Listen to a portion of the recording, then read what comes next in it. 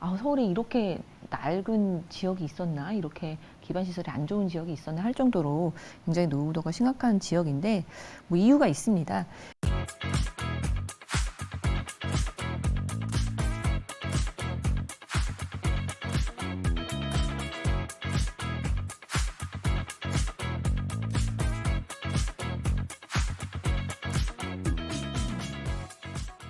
안녕하세요. 현재 자가에 거주 중이고 투자형으로 재개발 물건에 관심이 있는데요. 지인을 통해 서울 강북구 미아동 2호 8번지에 위치한 빌라를 추천받았습니다. 일단 매매 가격 3억 6천만 원, 전세 1억 2천만 원에 준공은 30년 차라고 하는데요. 해당 지역이 재개발 구역으로 지정될 가능성이 높다고 하는데 동의하시는지 궁금합니다라는 문자 사연을 또 보내주셨습니다. 역시나 사연 보내주셔서 감사드리고 요즘 이렇게 재개발 규제 정책이 풀리면서 문의 주시는 분들이 상당히 많이 계신 것 같은데 자 이럴 때일수록 재개발 투자는 좀 위험성이 높은 만큼 전문가분의 적극적인 또 도움을 받으셔야 될 것 같습니다.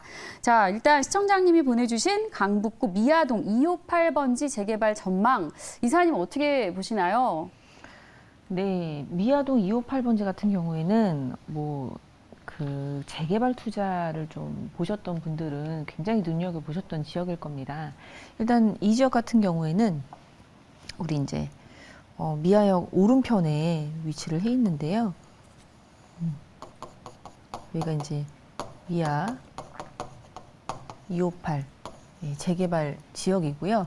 지금 말씀 주신 금액을 보면 3억 6천에 매가고 그리고 전세가가 1억 2천으로 들어와 있다라고 말씀을 주셨고요. 그렇게 되면 이제 2억 4천 실투자금으로 갖고 있는 거죠. 그리고 뭐 30년 차 된 빌라라고 말씀 주셨습니다. 일단 미아 258 같은 경우에는 이 지역이 약간 다른 재개발하고는 다르게 주민이 주도해서 동의서를 걷고 연분동의서를 걷고 그리고 강북구청에 신청을 하고 굉장히 적극적으로 지금 진행을 하고 있는 곳이고요. 실제로 가보시면은 굉장히 노후도가 심각한 곳 중에 하나입니다. 아, 서울에 이렇게 낡은 지역이 있었나? 이렇게 기반 시설이 안 좋은 지역이 있었나 할 정도로 굉장히 노후도가 심각한 지역인데 뭐 이유가 있습니다. 이 지역 같은 경우에는 우리 80년대 그리고 한 90년대 이쯤에 사실 이제 80년대 90년대면 이렇게 빌라촌 같은 경우에는 단독주택들이 상당히 많았던 그런 시기인데 여기는 그때부터 이 빌라를 대부분 이제 빌라로 구성이 되어 있는 지역이었습니다.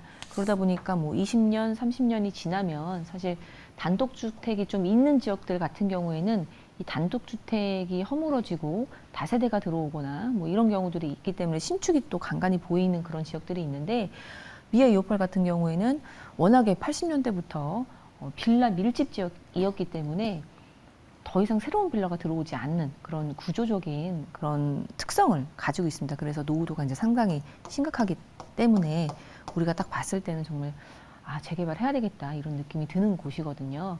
그런데 사실 재개발이라는 게 여러 이건들이 집중이 되어 있고 또 혼자서 할 수 있는 부분이 아니다 보니까 많은 조합원들의 동의가 필요하고 또 사업성도 나와야 되고 여러 가지를 또 따져봐야 되는 거는 확실합니다.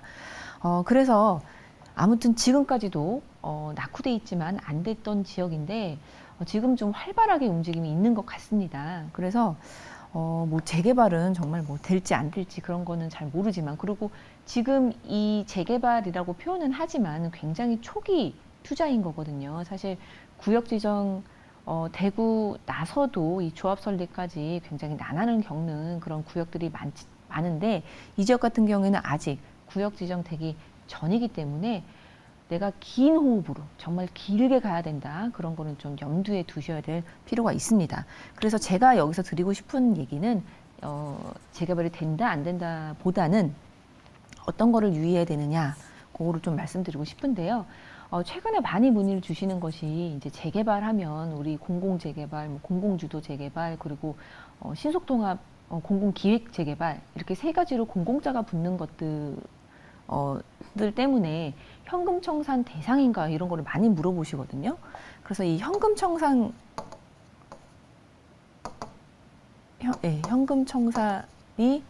어떻게 되는 것인지 이 부분을 좀 명확하게 짚고 넘어가시면 우리가 좀 자신 있게 투자를 할 수 있을 것 같은데요.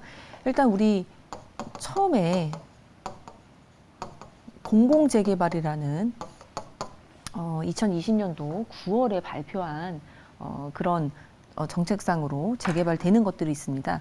이러한 것들은 2020년 그 발표했던 9월 21일이 권리산정 기준이고 그 이후에 신축이 됐으면 현금청산 대상이 된다. 이런 부분을 좀 따져보셔야 될 것 같고요.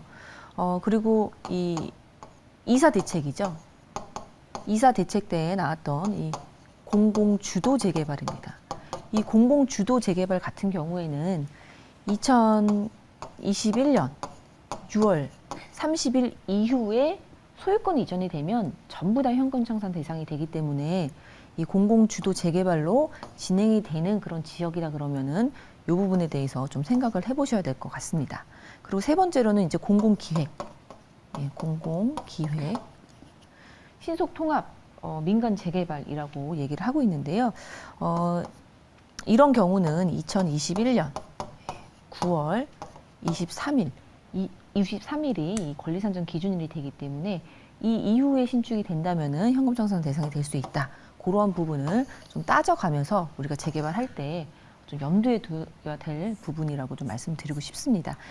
그런데 이 미아 258 같은 경우에는 이 세 군데 그 어떠한 곳도 해당이 되지 않기 때문에 지금은 민간 재개발로 되고 있다라는 점 유의하시면 그런 부분은 피해갈 수 있다라는 점에서 좀 걱정할 필요 없다는 점에서 좀 장점이 되는 지역이라고 말씀을 드리고 싶고요.